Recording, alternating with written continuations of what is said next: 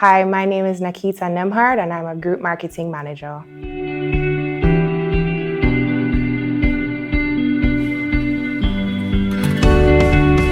Choose to challenge means that despite whatever accomplishments that we've already achieved as women, that we understand that there is a lot more work to be done and that we don't get comfortable, we don't sit on our laurels, that we are always working to improve the space, the workspace, general social space, not just for ourselves, but for the women who are to come, to ensure that we lay a foundation for them to consistently and continuously build on, so that there's always better for the women of the future.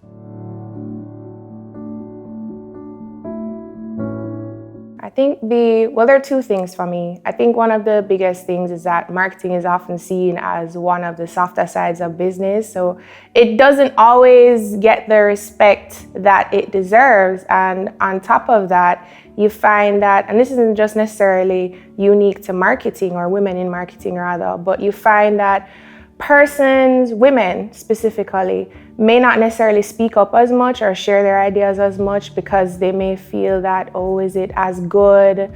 Or you may find that your other colleagues, your male colleagues, may be a lot more vocal and you're wondering, do I have that value to add?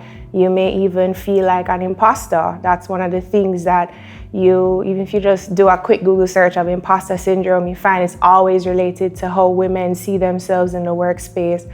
And so I think it's important that we choose to challenge that. I specifically choose to challenge that because we do have great value to add to the workplace.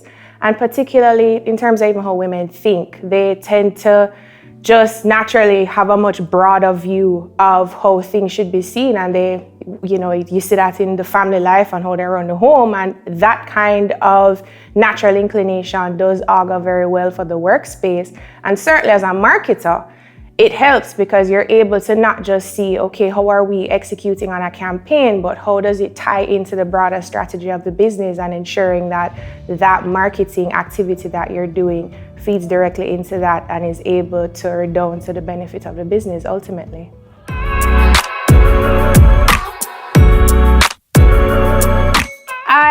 I've been the beneficiary of guidance and advice and mentorship from very amazing women in my own career. And even though I may not be the oldest person in this space, but it's important to recognize that if you've benefited, you have to send a ladder back down. So where I've had my own staff or even younger persons who are in the field, even if you have an intern coming in, just having them understand things that you wouldn't necessarily get to hear or see in the textbook sense, or even if you just do a course, but understanding how to navigate some of what we typically call the softer skills. So how is it that you communicate and frame things in a particular way to engage people?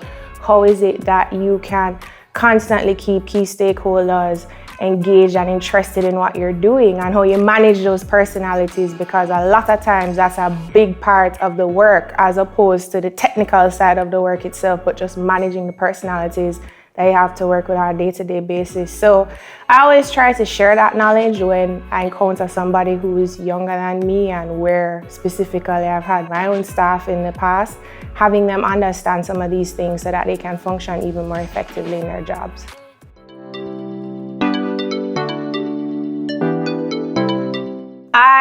I definitely have to pick out two of my managers in the early parts of my career. I was, as I mentioned, very fortunate to work with two very amazing women who had a range of experience both in public and private sector, and they did such a great job in just having me understand a lot of the nuances of the workforce, how to speak up as a woman, how to represent yourself well, how to ensure that when you do the work, the kind of quality of the work that you put out, and how at the end of the day, even if you're not physically there, that work will speak for you. And those lessons have served me very well in my professional life, and even extending them to aspects of my personal life as well, and it's something that I've sought to share with not just women, but anybody I've come across in the workspace who could benefit from such a lesson, and I'm eternally grateful to them for having taught me that very early in my professional life. I'm Nakeeta, and I choose to challenge.